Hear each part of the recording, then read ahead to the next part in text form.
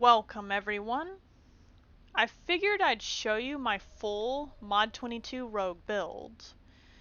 This should help give you a better grasp of how all of the other info I talked about in the Nuts and Bolts series fits together.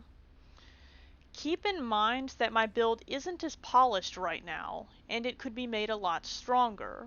Some of that is deliberate since my build is toned down some to comply with the item ban list from PvP Arena Discord. My current build leans more towards being a high-end damage-oriented PvP build than not. It is designed to have a well-rounded trio of good defenses, and it does this without taking any significant losses in offense stats or damage output. It prioritizes having really high stats over raw percentage damage increases.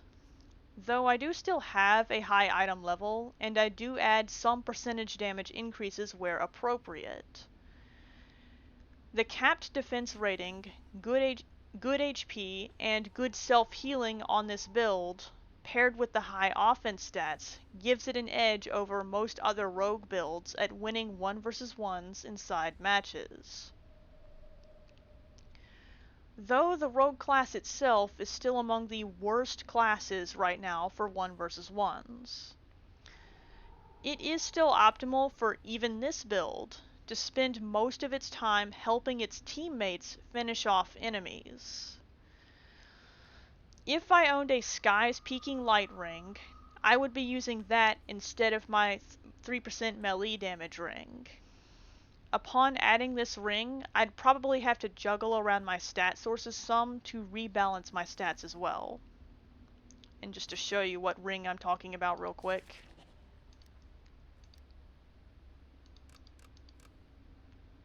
It's this one here.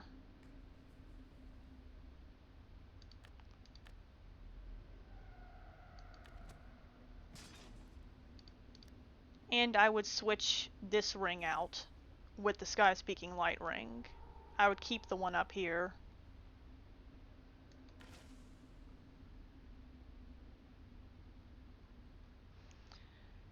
As an important note on how to reverse the build tone downs I put on my build, if I was trying to create the strongest possible PvP rogue build, I would add Band of Air, Rejuvenating Favor, the Living Silver Fern ring, and probably a Neverwinter and Hawk to this build. I'd also finish upgrading all of my enchantments, add mythic collars, maybe add some of the new gear pieces, etc. I would probably add some more mythic brutality insignias as well to cap my critical severity. Probably I'd end up keeping my fortified nature combat enchantment since it suits this build really well. Though there are certainly cheesier options I could pick that would probably be stronger. Notably, the new Dragonbone Golem mount combat power also has a lot of potential on a build like this. Also, just to show you the Living Silver Fern ring real quick that I mentioned, that would be this ring right here.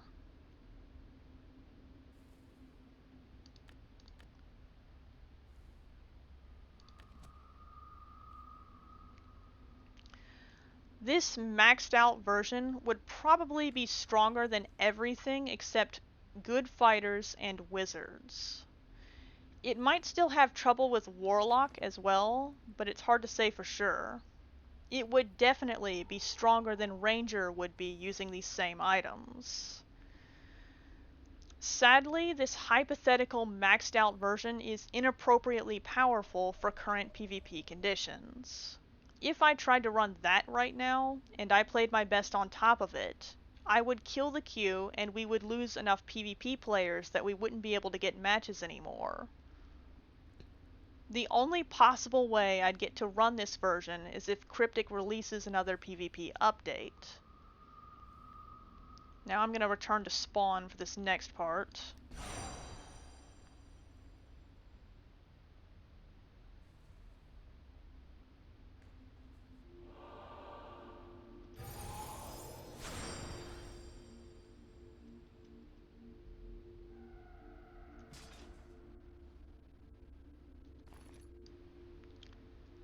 To show you what pots I normally use, I would normally use Wildstorm Elixir, Sambocade, Flask of Potency, and Watermelon Sorbet. I'm also going to add this Scroll of Fate Recovery just to show you what my stats can hit, but normally I wouldn't bother with this part.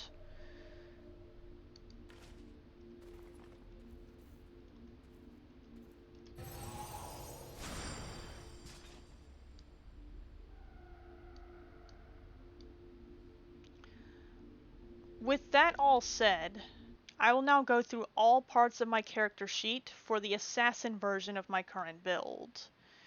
You can pause the video if you need more time to view something. And here are the tooltips.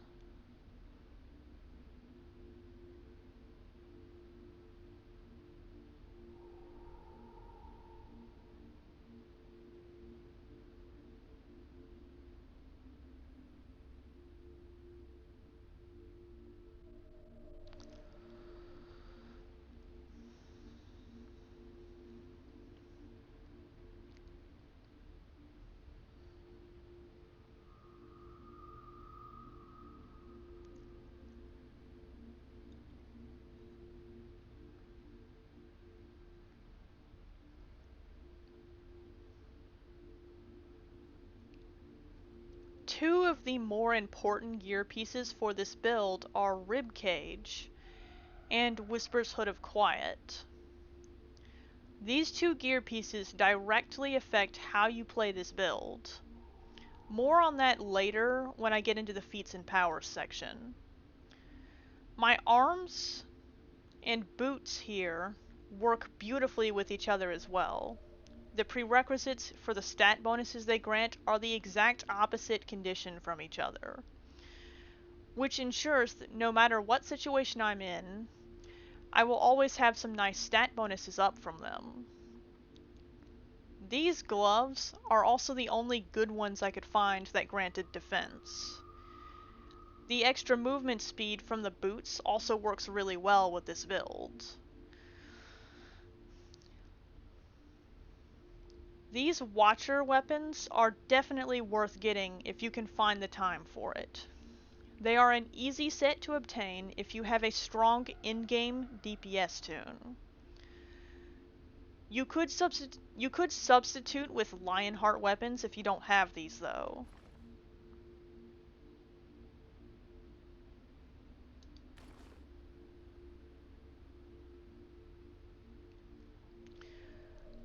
The Watcher weapons grant you up to 20k worth of good PvP stats in percent form, which is a really good fit for this build. While I'm at it, I'll mention a good alternative ring pairing most players have access to. If you didn't have the best in slot stat bonus rings like Red Eye's Glare and Sky's Peaking Light, you could combine a 3% ranged damage ring with a 3% melee damage ring instead.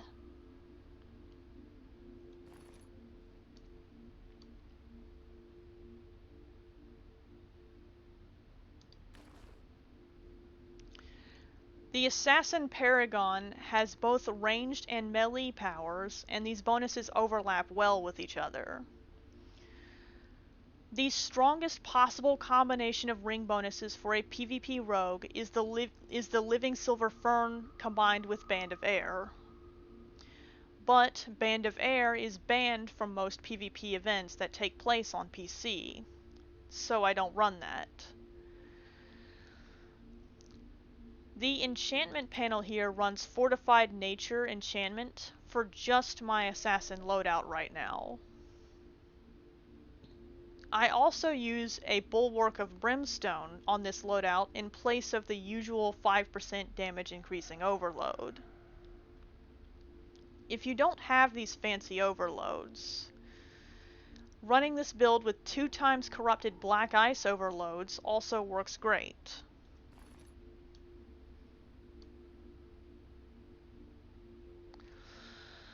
I'd personally pick the critical severity version since since I don't have enough brutality insignias right now. If you look at this movement speed granting enchantment here, this would be the first thing I'd upgrade to max if I was trying to max out any of my enchantments. I had a look at the higher ranks of this thing on the auction house, and the amount of movement speed those grant is so much better than my crappy blue one. For offense enchantments, just pick whatever stat you need more of still. You'll probably always want defense for the defensive slots on this build. For the artifacts, you can see I have 3 times journals,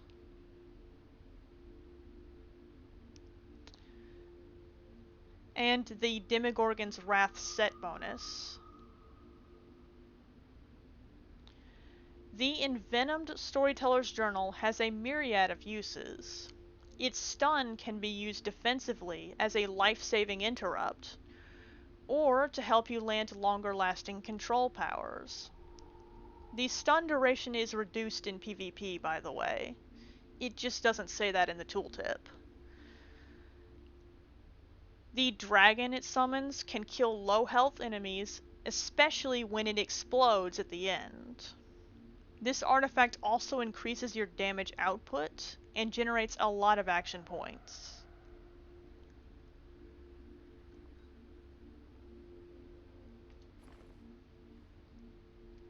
If you don't have this journal, I would suggest running Gaun's Anvil of Creation instead. As long as you remember to alternate between Gloaming Cut and Clad of Steel, and also spam these 2 powers a lot, you will still have your daily power up at the right times.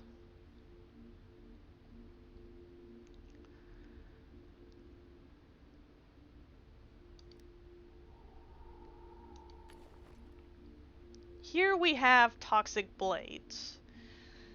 This feat applies a nice DOT effect and can kill low health enemies. Notably, if you cast the Smoke Bomb Encounter Power on an enemy, this feat will apply all 5 stacks of Toxic Blades to that enemy. This can be very useful. Next up we have Master of Shadows. Always take this feat. This is what gives assassins their 6-second stealth recharge time and 6-second stealth drain time. This is a huge part of your sustain. While I'm at it, something important to know about using your stealth is that you will often need to watch your encounter cooldowns as part of your stealth routine. When your encounter cooldowns have reached 6 seconds or less, that is often a good time to enter stealth, because you will still be in stealth when your encounter powers come off cooldown. This is very useful to know. Another handy trick for fighting other rogues, especially inexperienced rogues, is that you usually want to be the last rogue to enter stealth. If you enter stealth after the other rogue does, that means the other rogue is going to run out of stealth and become exposed before you do. And this gives you an opportunity to attack them while you still have all your damage ready and they can't see you. So to repeat that, you always want to be the last rogue to enter stealth. I would suggest taking the Skullcracker feat for this next feat. It comes with a really useful Daze effect you can use to help you land other longer lasting control powers, or Death Strike. You can also use it to interrupt enemies defensively. Back in the day, I played Scoundrel Rogue exclusively, and the Skullcracker feat works pretty much exactly the same now as it did in Mod 15. The only change is the damage bonus is lower than it was back then.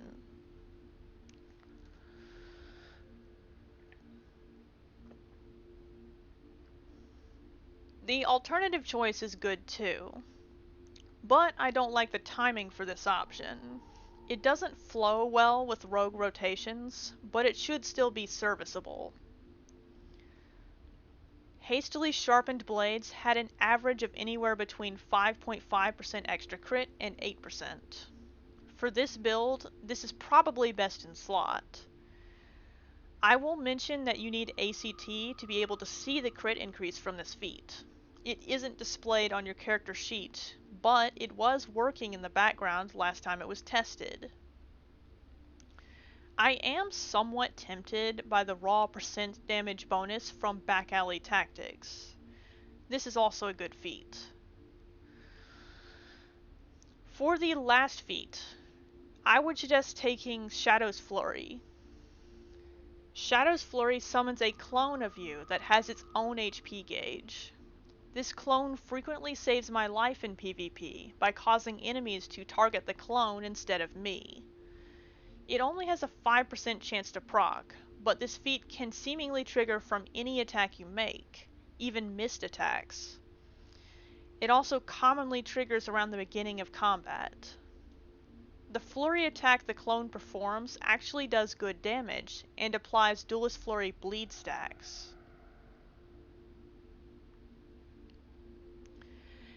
Execution is good for when you spam Clad of Steel a lot, but it has a double prerequisite to proc, and it won't do so that often.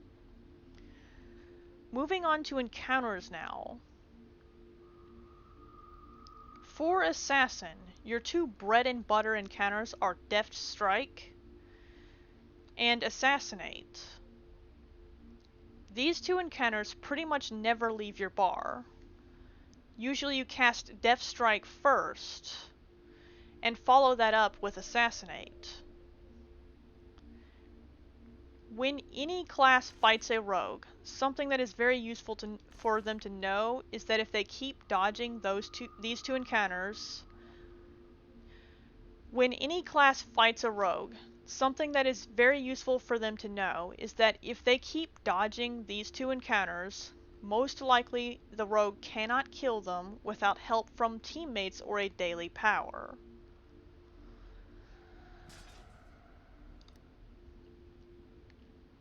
Your third encounter power can be swapped out, though in this meta, you'll probably want to run Smoke Bomb most of the time.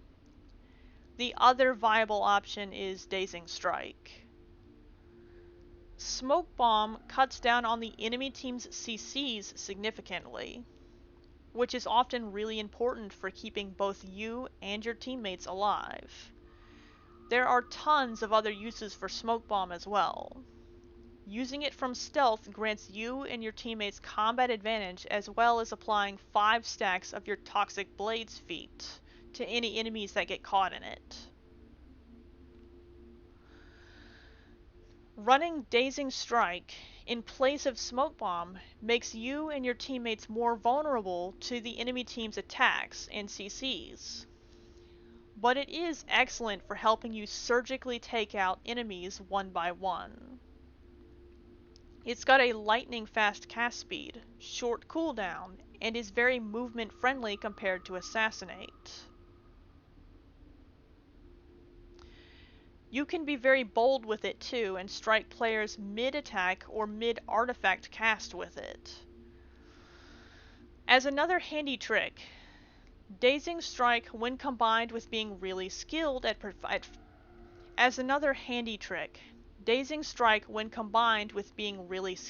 predicting and finding the location of stealthed rogues can be used to absolutely annihilate enemy rogues. You can cast this power from stealth to increase the range, and it can hit stealthed targets if you are close enough. If you are fighting a rogue that is armed with Dazing Strike, you will want to make the enemy rogue miss their Dazing Strike first to disarm them, and also pay attention to how long it has been since they last casted Dazing Strike. Remember, the cooldown is short.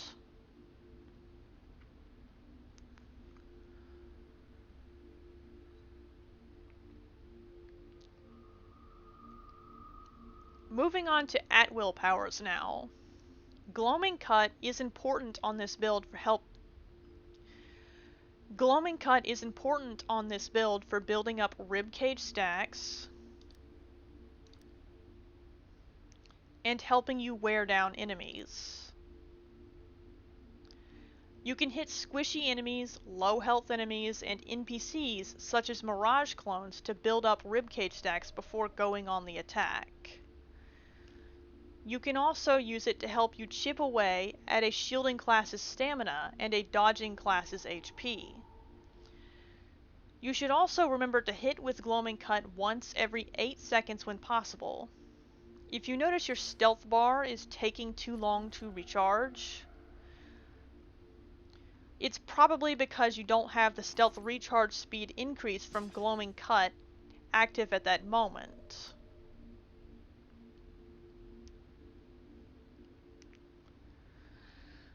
There is a very important rotation that this build most commonly uses against the fighter class.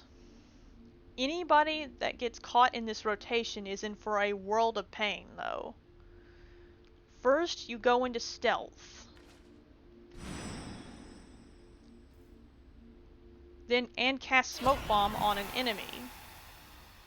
Then you start spamming Gloaming Cut to weaken their stamina, followed by casting Death Strike, quickly followed by Assassinate.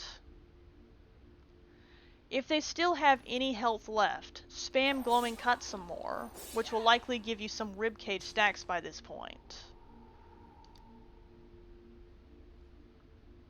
Notably, this rotation doesn't work if your opponent has a lot of movement speed and is smart enough to run out of your smoke bombs.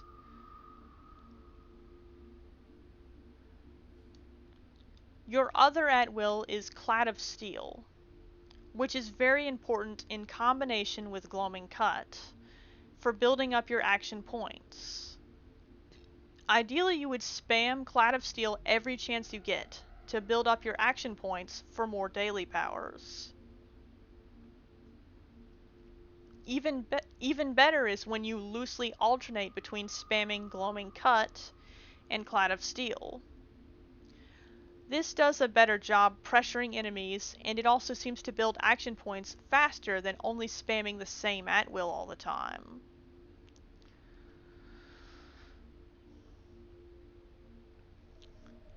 As an extra bit of info, Duelist's Flurry is still good too. But it isn't very beginner friendly, and it takes a lot of practice to get good at landing DF in PvP.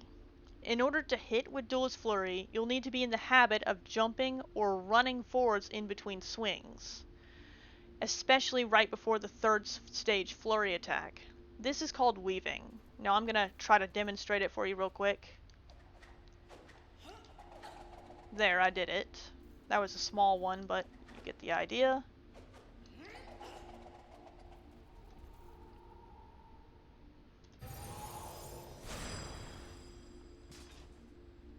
If you would like to use Duelist Flurry, the strongest rotation I've found that incorporates it is to combine it with Smoke Bomb and Toxic Blades.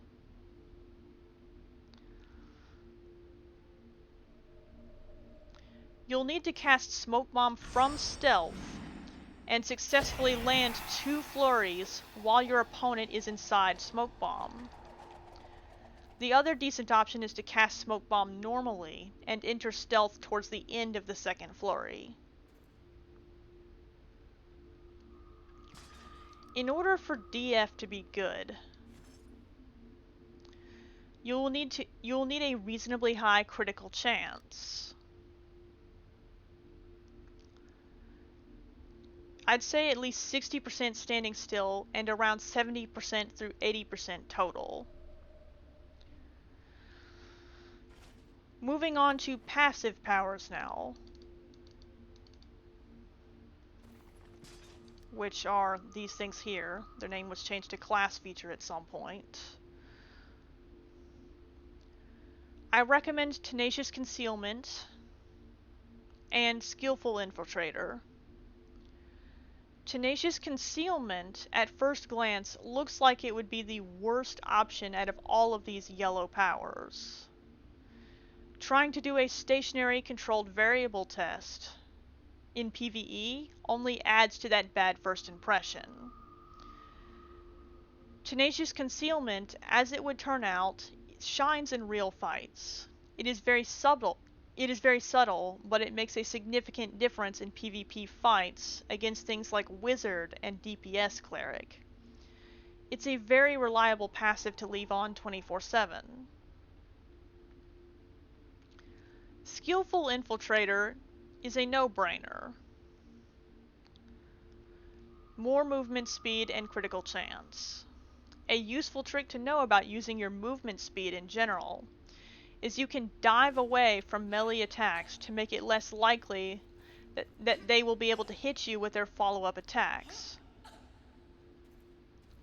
A useful trick to know about using your movement speed in general is you can dive away from melee enemies to make it less likely that they will be able to hit you with their follow-up attacks.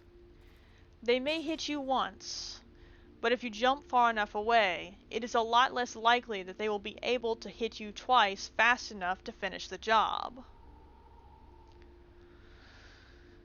This can be risky to attempt if you are up against an enemy rogue that is trying to hit you with Assassinate, though.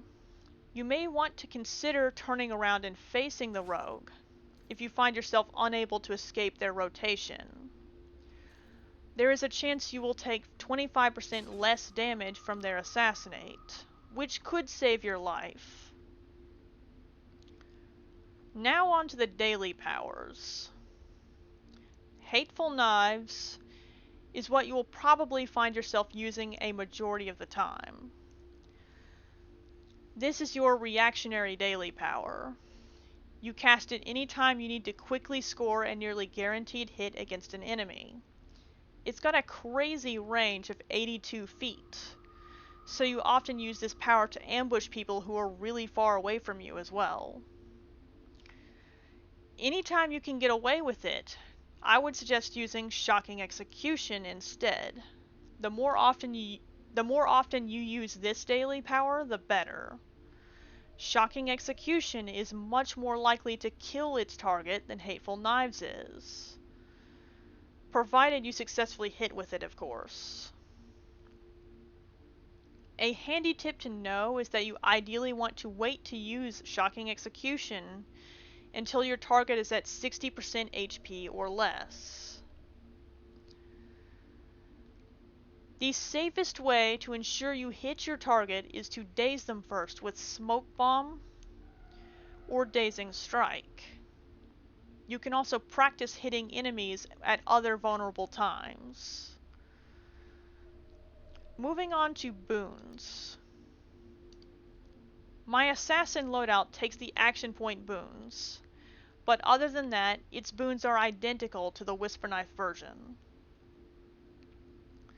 The important Boons to take are Marathon Runner and Lingering Medicine. Though Lingering Medicine is only important if you actually have PvP healing potion stacks on your person. In the Guild Boons section, you'll see that I took the Defense Guild Boon.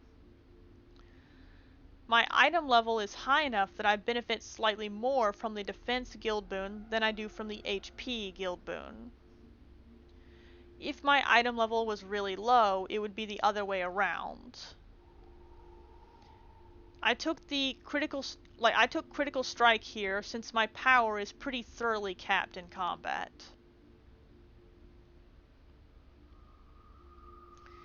If you are either an experienced player who wants to be able to rotate faster, or you don't own any PvP healing potions, I recommend taking the 10% increased run speed boon. If you are inexperienced or trying to build tanky, you'd want to take this boon right here that increases the size of your healing potion ticks.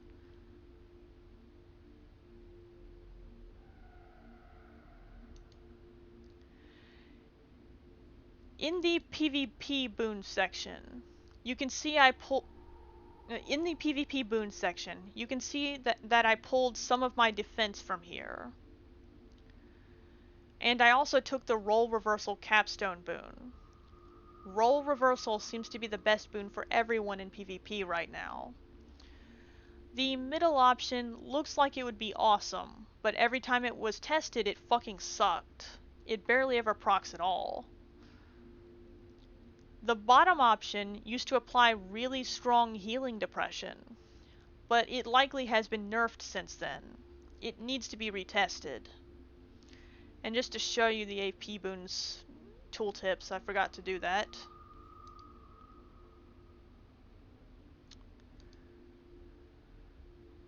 Now on to the mount powers.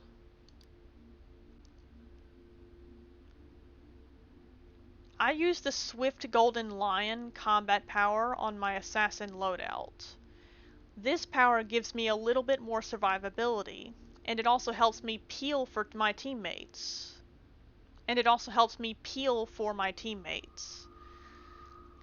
It also can be used offensively. When fighting dodging classes, the Tyrannosaurus Rexum combat power is also a solid option. You'd use it for the CC effect to hold people still so you can deliver an important encounter power hit.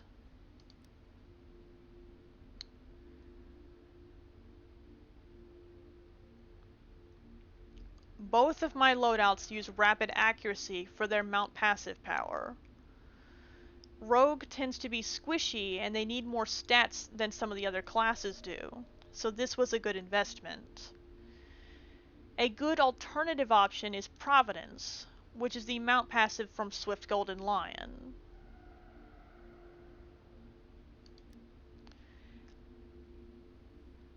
Now we are in the Insignia Power section.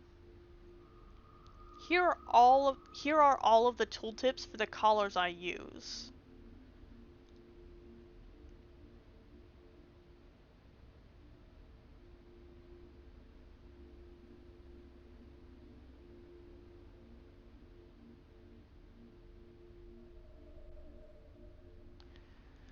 I recently put the Rough AD and Stamina Gain collars back on, since they now grant combined rating. A good alternative option is the 3% control bonus collar. This works well in combination with the T-Rex mount combat power, control bonus boons, and 6 or 7 mastery insignias. But I haven't been running a control bonus build lately, so I took stamina regen.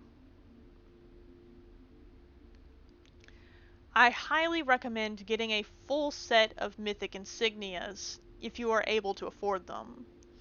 Even just 2 through 9 of them mixed in with legendaries makes a big difference.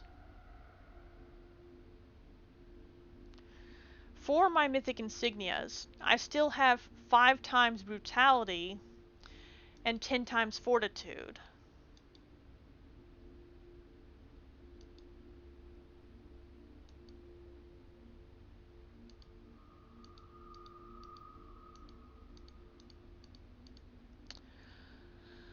Ideally, I would add in a few more brutalities to make sure my critical severity is capped. If you wanted to add a copy of Champion's Return and or add an additional copy of If you wanted to add a copy of Champion's Return and or add an additional copy of a healing power I have on already, so you have 4 or 5 self-healing insignia powers instead of 3, that is also a viable option. I personally only use 3 healing insignia powers, since I am experienced enough not to need more than that, and I wanted more offense stats and movement speed. Adding a second copy of Gladiator's Guile is also a solid option. And lastly, I'll show you my companion panel. As you can see, my companion is desummoned. meaning I don't have any companion item level sources applying in PvP. I recommend always keeping your pet desummoned like this in Mod 22.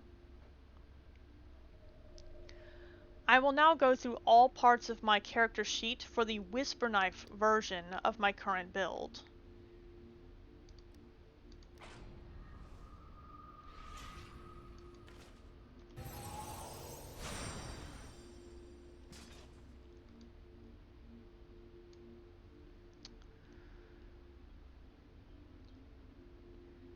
I will now go through all parts of my character sheet for the whisperknife version of my current build.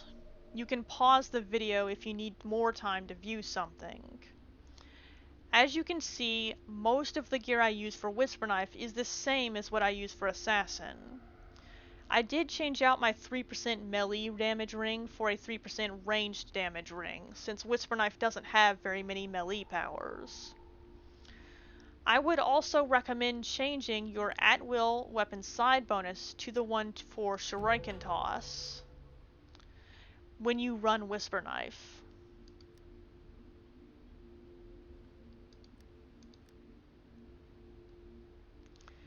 In the Enchantments panel, you can see most of what I run is the same as my assassin loadout. One key difference is that I swapped out my fortified nature for poisoned thorn. My whisperknife build is a glass cannon setup, so I added a few more sources of extra raw percent damage to it. However, it is likely better to run whisperknife with a defensive combat enchantment. Even whisperknife benefits from having decent survivability. This is especially likely to be the case if you run your whisperknife with smoke bomb in place of impact shot.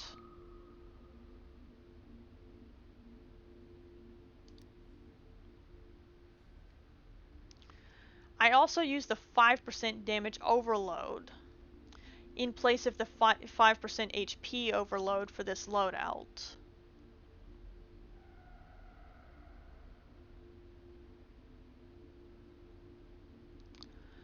Moving on to the Feats and Power section now. Before I continue, something vital to know about rogues in general is they should always attack with combat advantage active. They simply don't do enough damage otherwise. Whisperknife in particular also has to cast most of their rotation from stealth, since a lot of their major damage increases require them to be in stealth.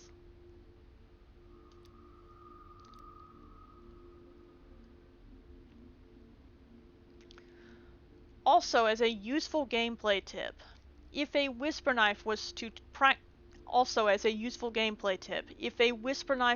practice a lot and get to the point where they are trained to consistently hit their target right after their target's dodge has ended,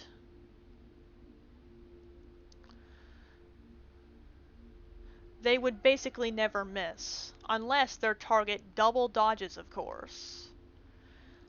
Though this timing is trickier to get right against clerics and enemy rogues, since the immunity frame for those two classes, dodges, lingers for 1 or 2 seconds after their dodge animation ends. Now on to the feats. The first feat is just more damage. Definitely take that. Hidden Attacks is an important feat for competitive whisper knives. It is also the safest option to pick in general.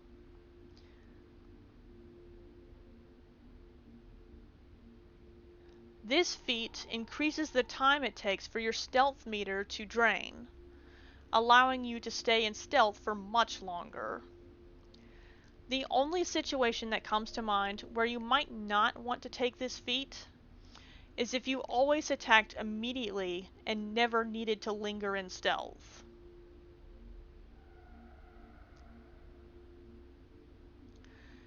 However, taking the Hidden Attacks feat does cause you to become susceptible to a dangerous bug.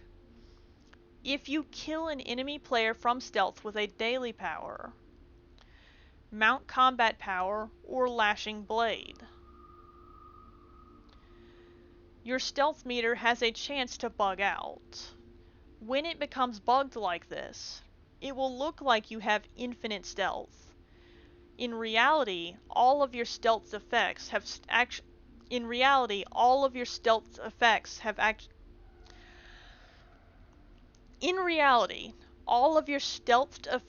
actually stopped working. To fix this bug, you'll have to drain your stealth gauge with a stealth removing encounter power. Because of this, it is important that you remember to use your daily powers and damage dealing mount powers after you have already used your encounter powers. You could end up sabotaging the rest of your rotation thanks to this bug. Because of this, it is important that you remember to use your daily powers and damage dealing mount powers after you have already used your encounter powers. If you use them before you have spent your encounters, you could end up sabotaging the rest of your rotation thanks to this bug. You should only cast your daily power first if you are reasonably certain you won't need the rest of your powers to make the kill, or you have no other choice. One with the shadows is the Hourglass icon that appears on your buff bar.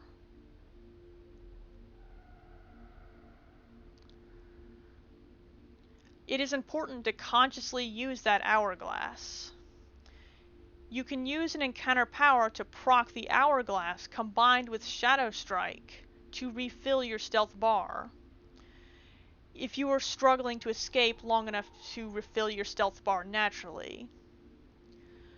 You can also use the Hourglass when your stealth bar is halfway full to finish recharging your stealth instantly. Notably, the Smoke Bomb encounter power makes it easier to proc your Hourglass. Just cast SB on a nearby enemy and you'll proc your Hourglass.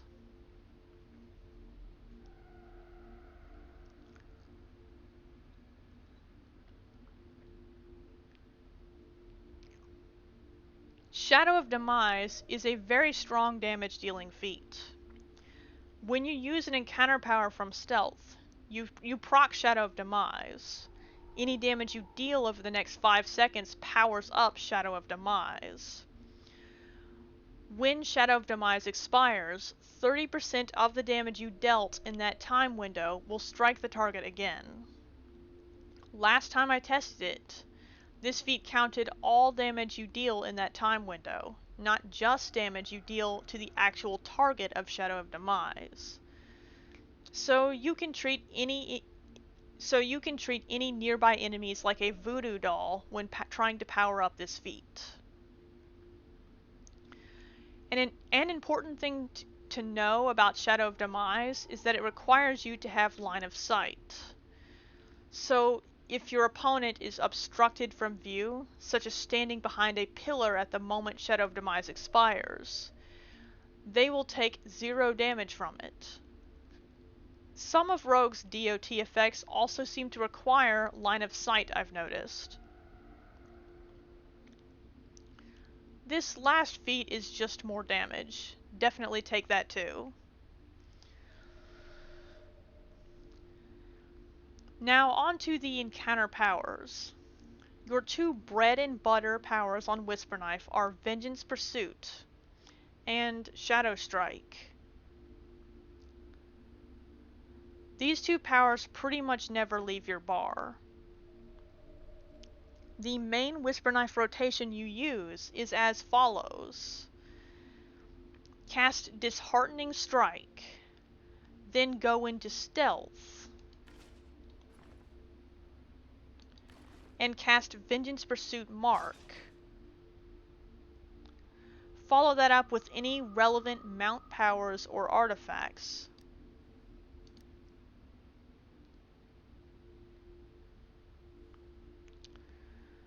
Then cast Shadow Strike, followed by the second hit of Vengeance Pursuit.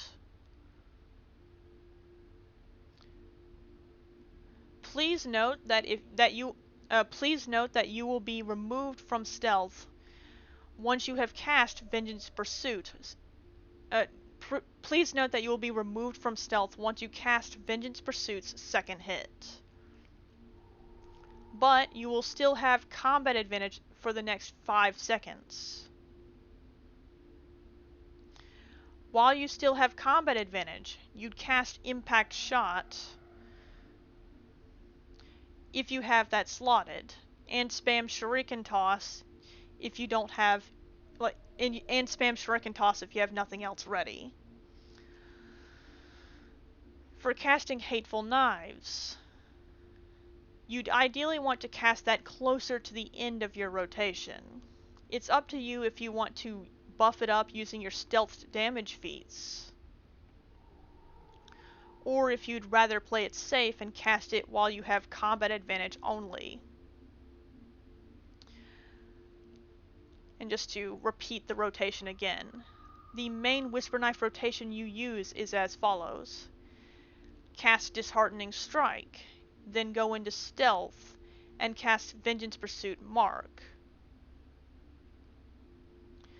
Follow that up with any relevant mount powers or artifacts, then cast Shadow Strike, followed by the second hit of Vengeance Pursuit.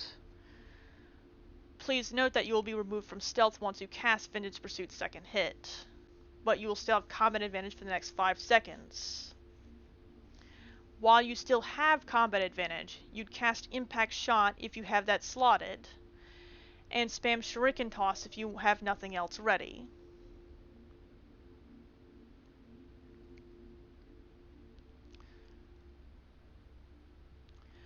As you get more skilled, you can start changing the order you fire your powers in situationally, instead of always firing your powers in the same order.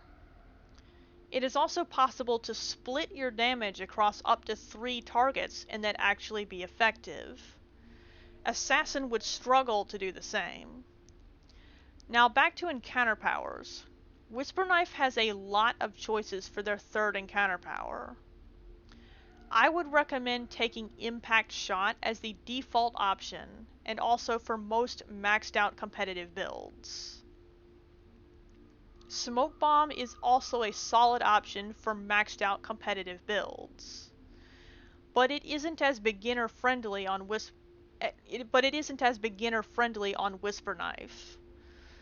To use Smoke Bomb correctly on a Whisperknife, remember that it is treated as being separate from your main rotation, and the majority of the time you shouldn't try to cast this power from stealth.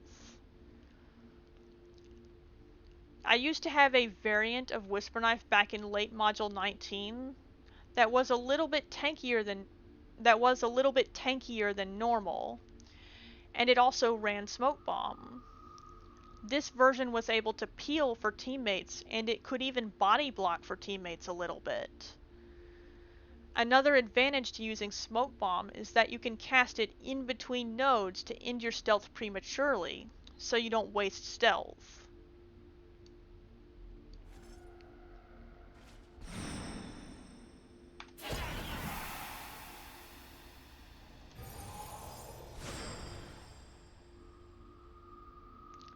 However, if you find that your damage output is too low, you should put Impact Shot back on instead.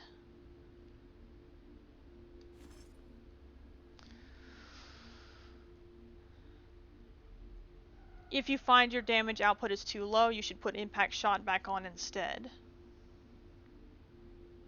There was a third competitive option, but it is more sensitive to meta shifts, and it probably isn't as good as the previous options are right now.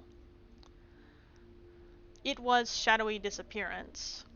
You could teleport behind pillars or simply far away to escape enemies, and you could also use it to help you rotate between nodes faster. Bait and Switch used to be really popular in Mod 19 for budget-friendly Whisperknife setups. I don't know how good it is I don't know how good it is now, but it is probably only good up to a point, just like it used to be. After you pass a certain point, you need to be able to peel for your teammates in order to get the most out of your whisperknife, which you won't be able to do well if you are running bait and switch. An advantage to running bait and switch is that you can stay in stealth for multiple encounter rotations, as long as you are in combat and you don't cast anything that removes you from stealth.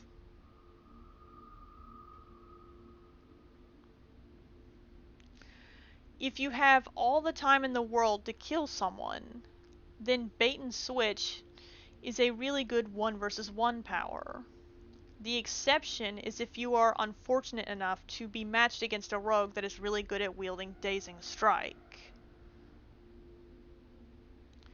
In matches, you often need to be able to perform fast node saves by killing enemies quickly, so you probably want Impact Shot instead. For at-wills, you want Shuriken Toss as your main at-will, and Disheartening Strike for your second at-will. Shuriken Toss is slower than Clad of Steel is.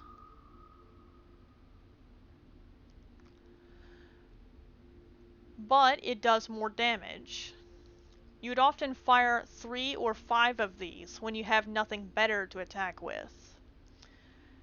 Disheartening Strike offers a 5% damage buff you can throw out before starting your rotation, or to help out teammates when you got nothing better to hit with. You used to be able to double cast Disheartening Strike to kill low health Soulforged users, but Soulforged was recently reworked and changed into the new Soul Shield enchantment, so you can't do this anymore.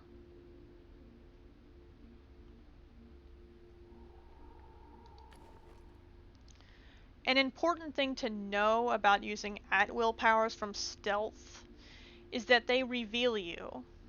Never cast at-will powers from stealth if you don't want to be seen.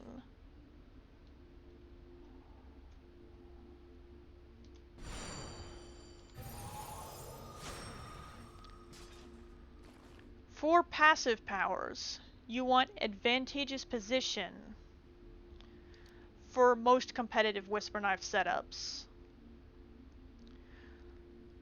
This is what allows you to retain combat advantage for 5 seconds after leaving stealth. It's also generally the safest option to leave on at all times. For whisperknives that run bait and switch, they may want to consider running sneak attack here instead.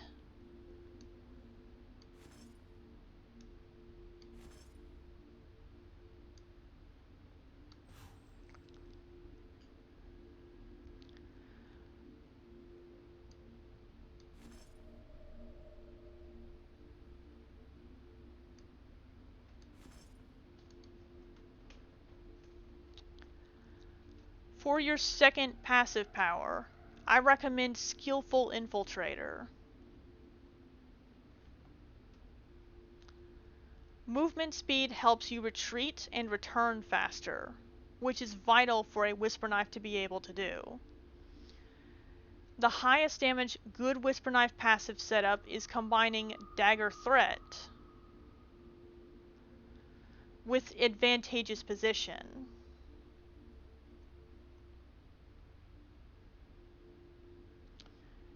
If you find you have plenty of movement speed without help from Skillful Infiltrator, then you should run Dagger Threat instead.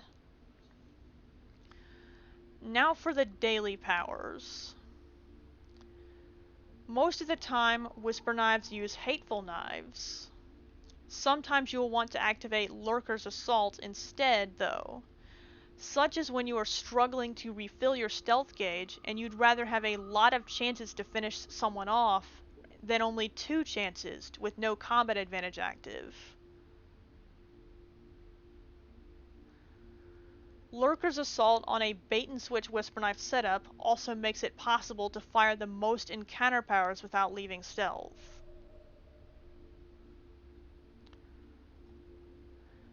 The whisperknife boons I picked out are mostly the same as the ones I used on my assassin loadout.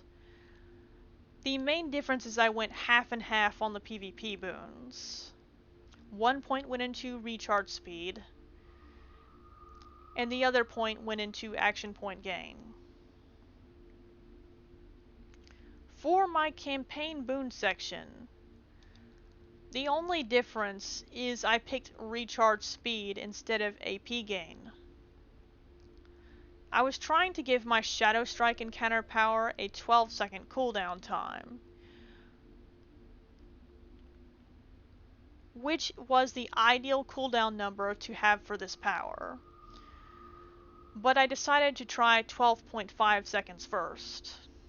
I could probably pull my remaining PvP boon point out of action point gain and throw that into cooldown reduction to make Shadow Strike 12 seconds exact. I'd have to try it out to be sure. And lastly, we have the mount powers section for this loadout. I picked Bat Swarm for this loadout for the extra damage. Even if your initial target runs away from you, you'll still have a 15% damage bonus up you can use against anybody. Bat Swarm is a butter smooth damage bonus to work with. It also breaks you out of CCs, and it also seems to offer limited protection for a few more seconds from incoming CCs. I could also consider Divine Intervention for this loadout, since that used to be an amazing combat power on whisperknife rogues back in Mod 19, and Mod 22 is very similar to Mod 19.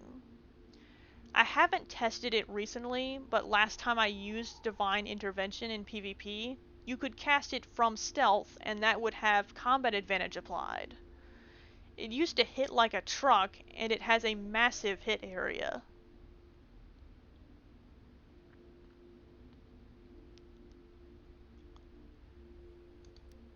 On a closing note, if anyone would like to dig through my outdated rogue guide links from previous modules in search of more rogue gameplay tips, like the ones I scattered throughout this video, I will put the links in the video description.